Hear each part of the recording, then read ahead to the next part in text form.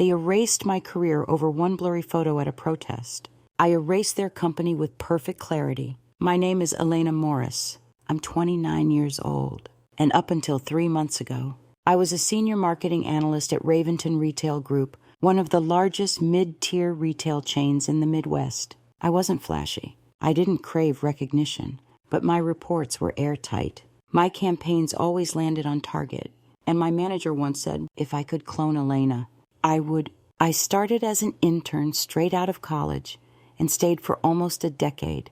Through layoffs, restructuring, leadership shakeups, I stayed. Loyalty wasn't just a value to me. It was my default setting. I worked weekends without overtime. I cleaned up messes from other teams. I helped junior staff fix errors that could have cost us entire ad campaigns. No drama, no complaints. I wasn't aiming to be a star, just someone they could count on. Our office sat on the 22nd floor of a high-rise in downtown Chicago. Open layout, glass walls, plenty of natural light, fake cheerfulness at scale. People smiled a lot, but trust was always thin. The higher you moved up, the sharper the smiles became. I stayed just below that line. It kept me safe. My direct manager, Julia, was sharp, poison, and always 3 steps ahead. She ran our team like a newsroom fast, efficient, and mildly terrifying. But I respected her. She had high standards, and I met them. I'd recently been shortlisted for a promotion to lead a new cross-functional branding initiative, something that could have changed the arc of my career. At least, that was the plan. Then came that Friday. It started like any other black coffee. Inbox triage, morning stand-up, but Julia was unusually quiet. She avoided eye contact. HR had rescheduled our one-on-one for scheduling conflicts. And when I walked into the break room, 2 coworkers I trained from scratch went silent the moment I entered. It was subtle, but I could feel it. Something had shifted, and it had my name on it. At first, I told myself it was nothing. Maybe I was overthinking it, the silence in the break room. The shuffled calendar invites Julia's sudden shift from warm to mechanical. I'd been through enough quarterly chaos to know that weird energy usually meant someone else was about to get cut. Not me, but the signals kept piling up. I stopped receiving invites to the creative review meetings, the ones I used to lead. When I asked about it, Julia just said, "Oh, we're restructuring responsibilities a bit. No big deal." No big deal. I'd spent the last 3 months optimizing that campaign's message flow, and now I wasn't even allowed in the room. Access to our internal analytics dashboard was revoked temporarily. They claimed, due to a security migration. I didn't buy it. I'd been the one managing that system for 2 years. There was no migration, no alerts, no downtime. Someone had flipped a switch behind my back. Slack messages went unanswered. Emails were read but never replied to. People I used to brainstorm with avoided eye contact. My badge still worked. My desk was untouched, but I was no longer in the loop. I'd become a ghost in the system. I started staying late just to feel useful, reviewing tasks that weren't mine, offering help where it wasn't needed. No one ever said it outright, but I felt it in the way people hesitated before speaking to me like I was radioactive. Then came the photo. It was sent to me in a group text from a friend I hadn't seen in months. "Hey, isn't this you?" she asked. I opened it, and there I was, clear enough to recognize, standing on the edge of a public gathering in Grant Park. I wasn't holding a sign. I wasn't chanting. I was just standing there, watching, observing. But someone, somewhere, had taken that image and posted it online with a vague caption that read, "Corporate silence speaks volumes." No company was named, no call-out, just a blurry image, a crowd, and a narrative left wide open for interpretation. The post hadn't gone viral, but it had picked up enough traction to find its way into certain inboxes, apparently the wrong ones. The kind that didn't ask for explanations, the kind that looked at optics, not truth. That was when I knew. This wasn't just tension. It was a countdown. Monday morning came with artificial cheer. Julia greeted me at my desk with a too bright smile and a laminated folder. "HR wants to see you," she said, her tone as flat as her eyes. That's when I knew it wasn't a check-in. The walk down the hall felt longer than usual. The HR director, Megan, someone who once laughed at my holiday sweater and cried at the office baby shower, didn't even offer a seat. Just a small, sterile conference room with one chair and a closed laptop between us. We've received some concerns, she began. Not complaints, not infractions, concerns. She clicked open a tab on her screen, rotated it toward me, and there it was, the photo. The same blurry image from Grant Park, with my face barely distinguishable and no timestamp. Just enough to say maybe. I wasn't doing anything wrong, I said quietly. I wasn't even involved. Megan didn't blink. The optics are complicated. I almost laughed. Optics. That's what this was about, a vague image and a corporate allergy to ambiguity. We understand this may come as a surprise, she continued.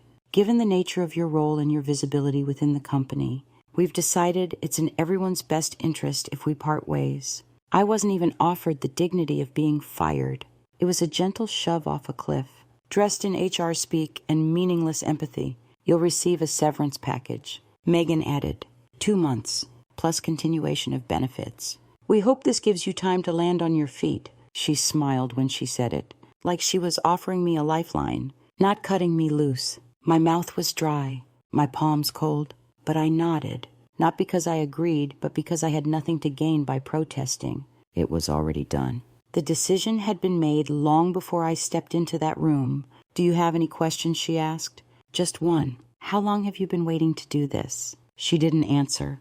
Her eyes flicked to the laptop like it might save her. I returned to my desk under the eyes of people pretending not to watch. My computer was already locked. A brown cardboard box sat under the desk, like they'd planned every step of this. I dropped my mug, my notepad, my half-used sticky tabs into it. My nameplate stayed behind. No one said goodbye. In the elevator, I looked at my reflection in the stainless steel walls and thought, so this is how 10 years ends. Not with a conversation, but with a copy-pasted excuse. Outside, the Chicago air was colder than I remembered. I clutched the box tighter and started walking. My hands were shaking, but my spine straighter than ever. I didn't know where I was going yet, but I knew one thing with violent clarity.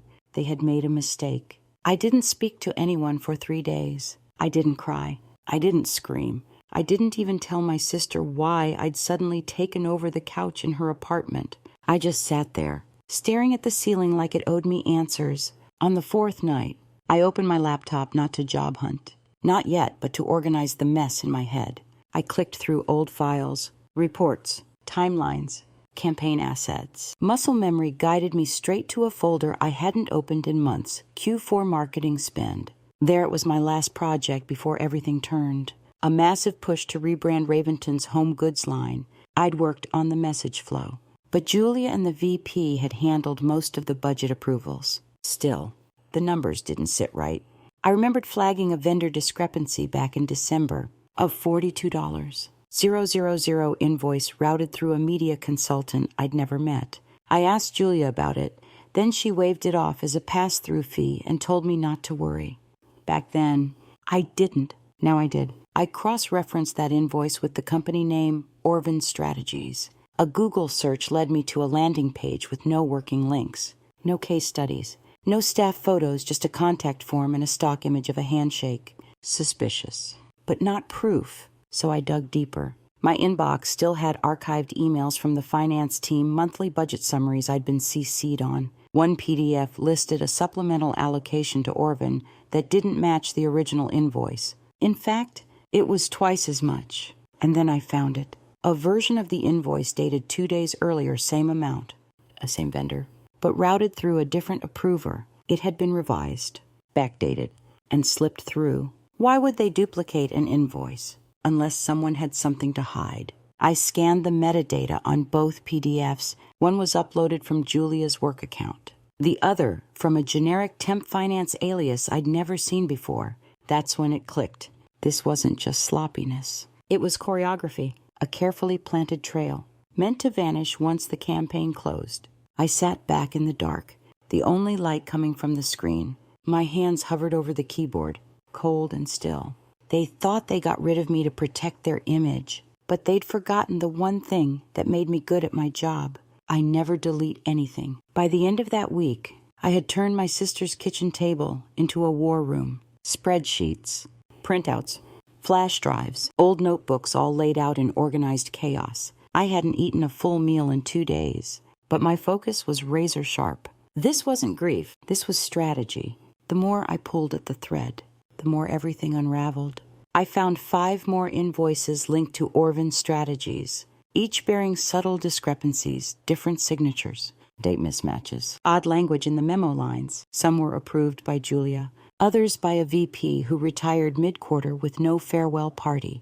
The amounts varied just enough to avoid triggering red flags in our automated budget system. One document buried deep in my archived files caught my attention, a marketing performance report I'd helped compile but never saw published. It included projected ROI metrics for each vendor. Orvin was listed at the bottom with a footnote, pending results. That report was 3 months old. No updates, no deliverables, nothing. I flagged it back then. 2. The email was still there, unread. Julia never replied. I started mapping names, dates, email trails. A pattern emerged, an approval chain that conveniently shifted every quarter, rotating through just enough hands to avoid suspicion. It wasn't just Julia. It was systemic and messy. At one point, I found myself staring at a Post-it note that read, "Follow the anomalies," scribbled in my own handwriting from months ago. Back then, it was just a reminder to triple-check budget lines. Now it felt prophetic. Then, a message appeared in my inbox. A Gmail address I didn't recognize. The subject line, "They did the same thing to me." Inside was a short message. "I saw the invoice screenshots on your blog. You're not crazy. I worked in finance. They forced me out last year after I asked too many questions. I still have access to the old ledger files. Want them?" There was no name, just a burner email and a timestamp. I stared at the message for a long time. It felt like opening a hidden door and finding someone else on the other side, holding a flashlight. I replied in a single line, "Yes, send everything." 10 minutes later, a zip file hit my inbox. Ledger logs, budget approvals, audit memos, hundreds of them. More than I'd hoped for, more than I knew what to do with. But that didn't scare me. It energized me. I loaded everything into a fresh drive and backed it up twice. Then I shut my laptop, sat back, and whispered one word to myself, "Gotcha." They thought I'd walk away quietly. They thought they were safe, behind polite smiles and non-disclosure clauses. But I wasn't after a settlement. I was after a reckoning. I didn't publish everything. Not yet. I started with questions. A soft launch. I created a Substack under a pseudonym, no photos, no names, just data. I wrote a piece titled, "How to Lose $240, 000 in Q4 without anyone noticing," and embedded screenshots of the Orvin invoices, approval stamps, and budget deltas. I didn't accuse, I didn't speculate. I let the numbers speak. The post got 12 views in the first day, then 30, then 300 by day 5. Someone had linked it on an industry Slack forum. Comments started trickling in. "This looks familiar. Saw something like this before at a past job. Wonder how widespread this really is." That was when the email came. It was short, 1 line. "Take this down. Final warning. No greeting. No signature. Just an empty threat in Helvetica bold." I ignored it. The next morning, my LinkedIn was flagged for suspicious activity and temporarily locked. My domain host received a copyright complaint, fraudulent, of course, and took the blog down for review. I appealed and got it reinstated, but the message was clear. Someone was watching, and they were getting nervous. I started receiving blocked calls at 200 me. My sister's car was keyed one night while parked outside our building. The police shrugged it off as a random act of vandalism. Maybe it was, but the timing was hard to ignore. My sister, always supportive, started to get nervous too. "You sure this is worth it?" she asked, watching me tape another backup drive to the underside of a drawer. "Yes," I said, "because if I don't finish this, someone else is next." I barely slept. My phone stayed on silent. Screen down, I turned off location sharing. I wore a hoodie and sunglasses even at the coffee shop. Not because I was hiding, but because they thought they could make me. One afternoon, I got a text from a number I didn't recognize. "You don't know what you're getting into. Leave it." That one got under my skin, not because I was scared, but because it confirmed what I suspected. This wasn't just corporate sloppiness. It was a cover-up, and someone was willing to get dirty to keep it buried. That night, I sat at the kitchen table and made a list. Who had approved the invoices?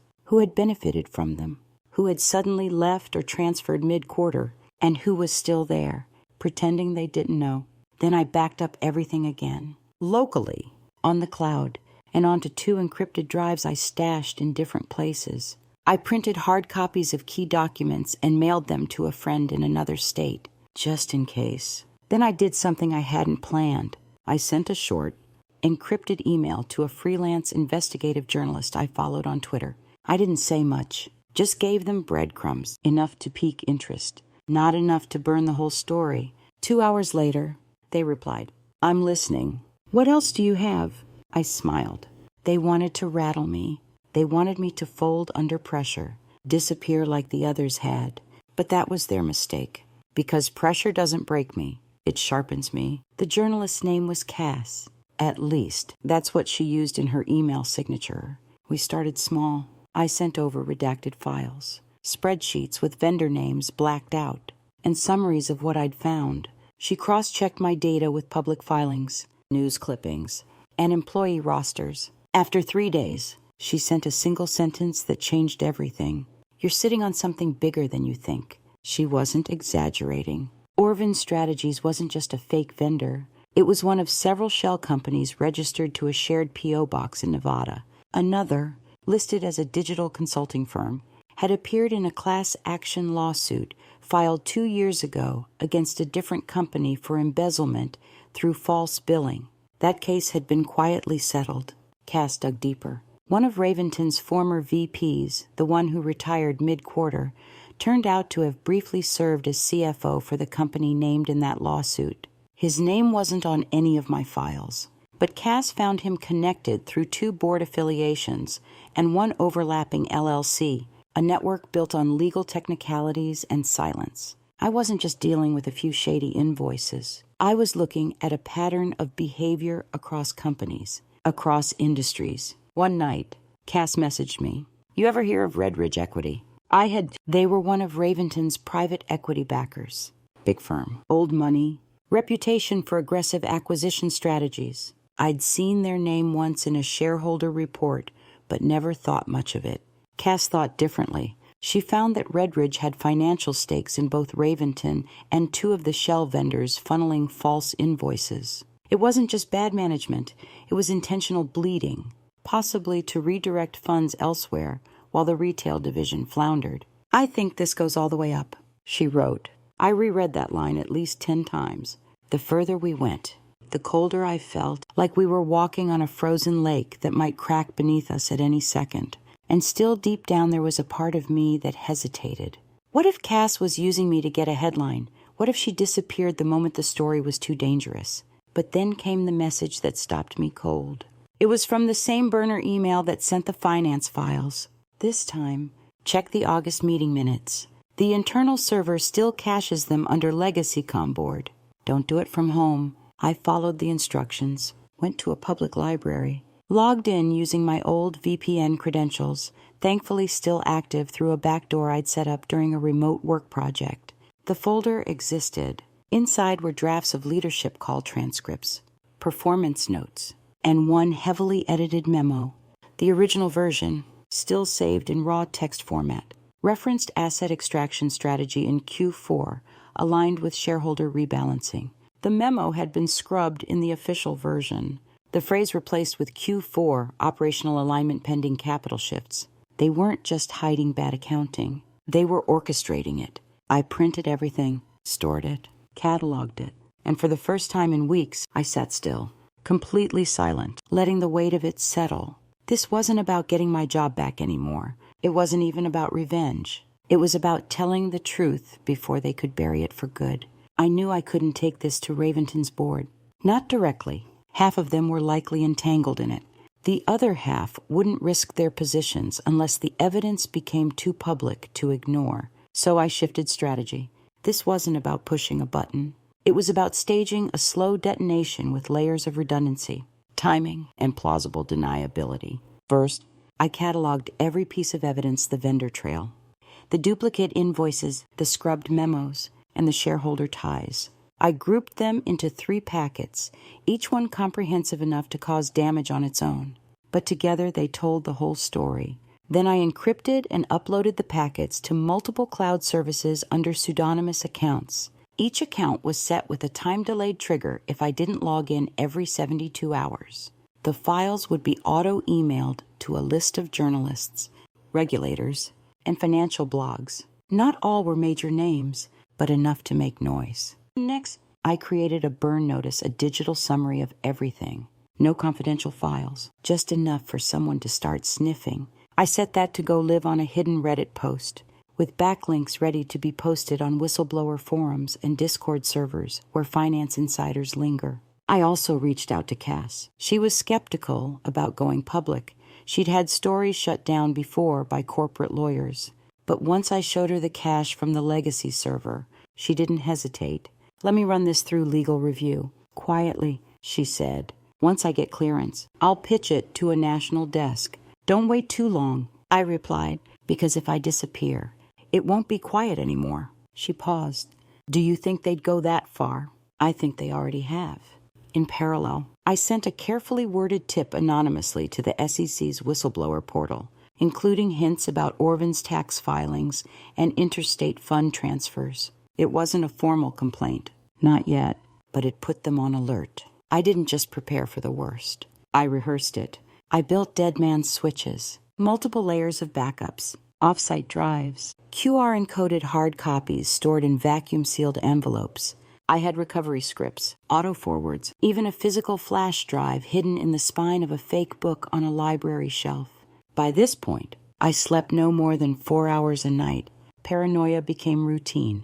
I scanned my devices daily, changed locations every few days, used burner phones for communication. But there was power in the planning, a quiet satisfaction in knowing that for once, I wasn't just reacting, I was dictating the pace. The final step was choosing the moment.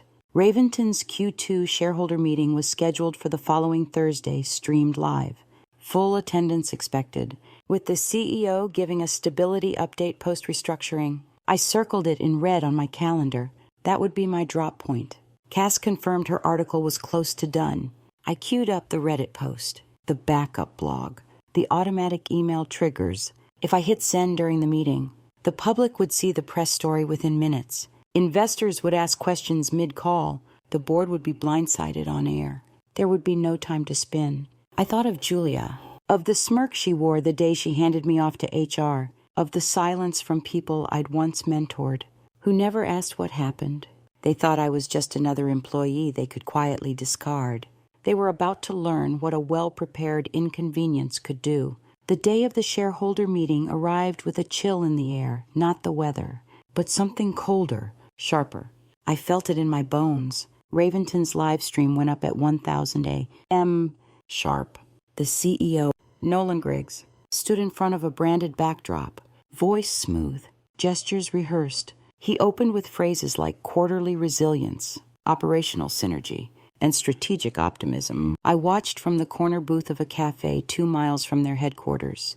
Laptop open, second phone in hand, hotspot active. The email was pre-written. The Reddit post was loaded. One tap and the entire structure would shudder. 10 minutes into Nolan's speech, I clicked send. The email blast went first over 40 recipients, journalists, auditors, whistleblower platforms, finance watchdogs, and 2 well-known Twitter threads that specialized in corporate takedowns. Then came the Reddit post anonymously uploaded with a breakdown of the shell vendors, tied directly to Raventon, Orvin, and Redridge. Attached were watermarked files that matched the article Cass had just published under the headline, "Shell Games and Shareholders, the Hidden Drain Beneath Raventon Retail."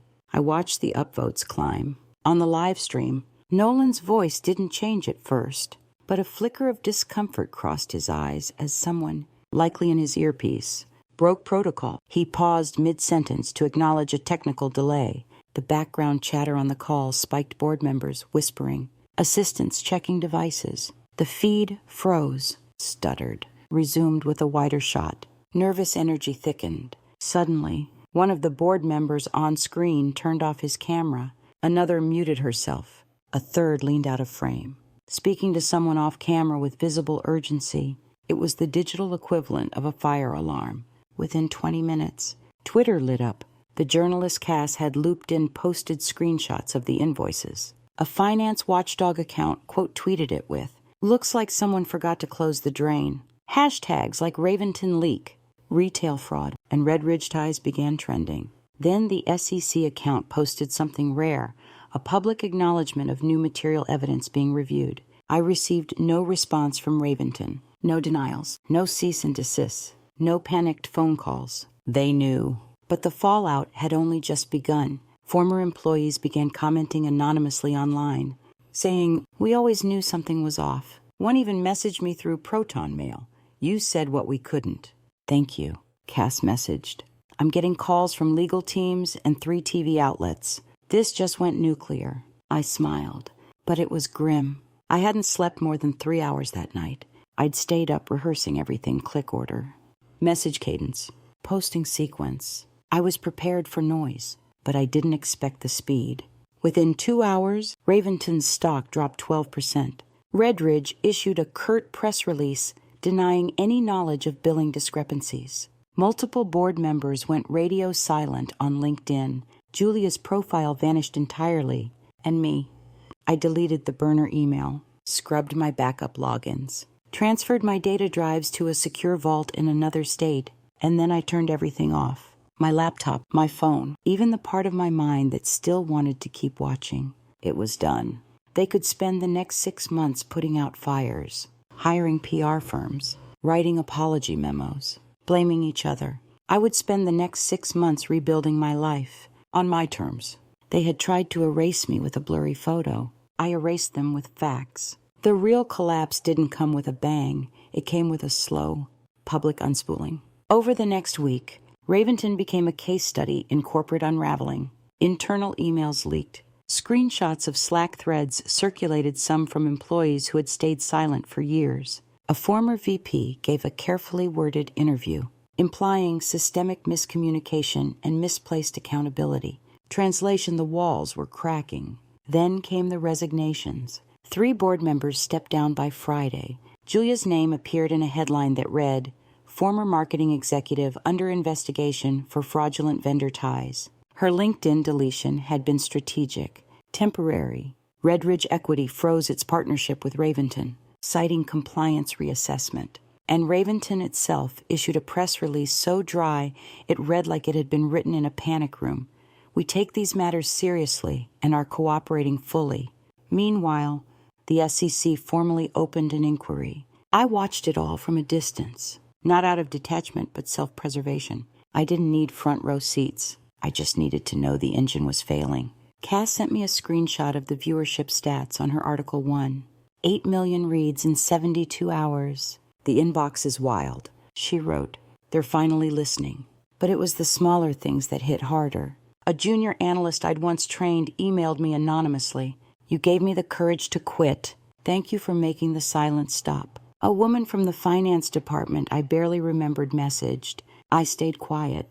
"You didn't. I hope you never regret it." Even my sister, who had watched me unravel on her couch, looked up from her laptop one night and said, "I always knew they messed with the wrong one." I didn't reply. I just sat there, exhaling the tension I hadn't realized I'd been holding since that HR meeting. And then something strange happened. I didn't feel triumphant. I didn't feel victorious. I felt empty, like I'd thrown a punch I'd rehearsed 1,000 times, only to find no resistance on the other end. Just air. Maybe that was justice. Maybe that was grief. Still, the world kept spinning. News anchors discussed Raventon's fall as a symptom of deeper cracks in the retail sector. Think pieces were written. Experts were interviewed. Reddit was flooded with copycat whistleblowers from other companies. The truth wasn't just out. It was loud, unignorable, and it had teeth. But I knew this wasn't the end of the story for them. Maybe, but not for me. There were still loose threads to tie, backup plans to retire, pseudonyms to burn. But that part could wait. For the first time in months, I wasn't moving out of fear. I was standing still and no one could fire me for it. This time, the silence was mine, and it was earned. A week after the chaos broke, I got an email I didn't expect. Subject line: "Let's talk Raventon external consultant." I almost deleted it without reading, but curiosity got the better of me. The sender wasn't anyone I recognized. a consulting firm acting as third-party crisis management. They were assisting with strategic restructuring and internal audit communications. According to the signature, the message was polite, almost too polite. We understand your unique insight into recent events and would be open to discussing a potential advisory role to help guide transparency efforts moving forward. Translation: they wanted me to help clean up the mess. I didn't reply immediately. I wanted to see how far they'd go. The next day, I got a call-blocked number. I let it go to voicemail. It was the consultant again, this time with a voice as smooth as their email. We believe in second chances, and it's clear you're someone who values integrity. We'd be honored to hear your ideas on how to rebuild trust. I laughed out loud. In the middle of the kitchen, wearing sweatpants and a hoodie, I laughed until my eyes watered. The same company that tossed me aside without a second thought now wanted me to help them rewrite their redemption arc, not because they'd changed, but because they got caught. There was a time when I might have said yes, out of loyalty, or pride, or the need to prove I still mattered. But that version of me, she didn't live here anymore. A day later, Kaz forwarded another message. This one was different. It came from a small but reputable private equity firm, one I hadn't connected to Raventon or Redridge. They had read the story, followed the paper trail, and wanted to talk. We're building a new retail group, one with clean books and cleaner leadership. We'd like you to consider leading strategic operations. It wasn't a sympathy offer. They attached references, compensation, vision. They saw me not as a whistleblower, but as an operator, a builder, a risk-taker who still gave a damn about doing things right. I stared at the screen for a long time. My instinct was to flinch, to ask myself whether I deserved it, whether I was being used again. But then I realized this wasn't about what I deserved. It was about what I allowed next. I took a breath. After everything, I didn't know if I trusted anyone, but I trusted myself. And this time, I wouldn't step into any system I couldn't shape. I replied with 3 words. Let's schedule time. Not because I needed the job, but because I'd finally earned the right to choose. The offer sat in my inbox for 3 days. I didn't touch it, didn't forward it, didn't open the attachments again. I just let it sit there, like a question I wasn't ready to answer. For so long, I'd been in survival mode, investigating, reacting, outsmarting people with more power and fewer morals. And now, calm. Opportunity, a strange silence that didn't feel threatening. I walked around the city those 3 days with no destination. I watched people sip coffee, type emails, argue over nothing. I remembered what it felt like to be one of them, busy, distracted, trusting systems I never thought would turn on me. At a park bench near Union Station, I sat for an hour and watched a kid chase pigeons until he collapsed into giggles. I realized it was the first time I'd smiled, truly smiled, in weeks, maybe months. And then I remembered the box, the one I carried out of Raventon, my mug, my notepad, my half-used sticky tabs, that cardboard container of quiet humiliation. I hadn't opened it since I left. It still sat in the corner of my sister's closet. On the 4th day, I pulled it down and took everything out, piece by piece. I ran my fingers over the Sharpie-inked name tag. I held the notepad to the light and saw faint impressions of old to-do lists, and I cried, not because I was sad, but because I'd finally made room for the weight of everything to land. I wasn't angry anymore. I wasn't even hurt. I was something rare or free. So I went back to my laptop, opened the email, and started typing, not to accept or reject, but to reshape. If they wanted me, they'd get me on my terms. Full autonomy, non-negotiable oversight, the right to walk away at any time, no penalty. I hit send. Later that night, I posted something on LinkedIn, my first post in months. Don't let the door they closed behind you be the only exit.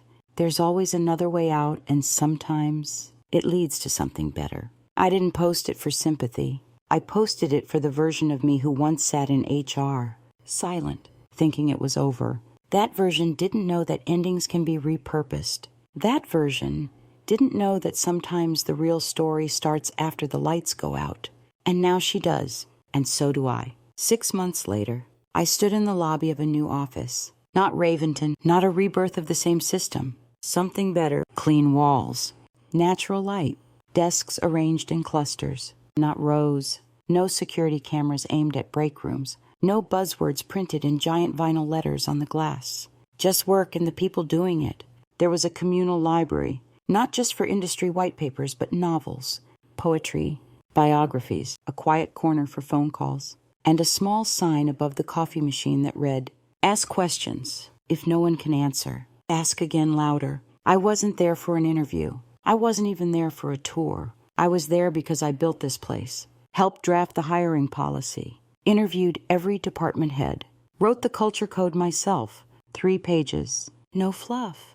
The board, I chose them, the funding clean, the purpose transparent from day one. Outside, the city buzzed with its usual rhythm taxis, sirens, people late for something, but inside, there was calm, focus, integrity, not as a slogan, but as the foundation. One of the interns, 18, sharp, still asking if they're allowed to speak up, walked up to me, holding a notepad. "Can I ask how you got here?" she said. I thought for a moment.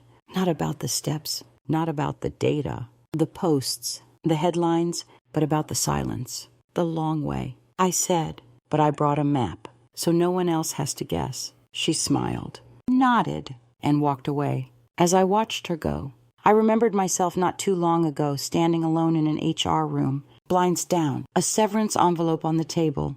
Back then, I thought the story ended there. I had no idea it was only chapter 1. I stayed in that lobby for another minute, taking it in, breathing it in, not as a visitor, not as a survivor, but as someone who wrote the final page and then started a new book. This wasn't about revenge anymore. It hadn't been for a long time. It was about reclamation. Of time, of truth, of the right to not be invisible when things go wrong. They erased my career with a blurry photo, but I built something they couldn't delete, something real. And that's mine to keep.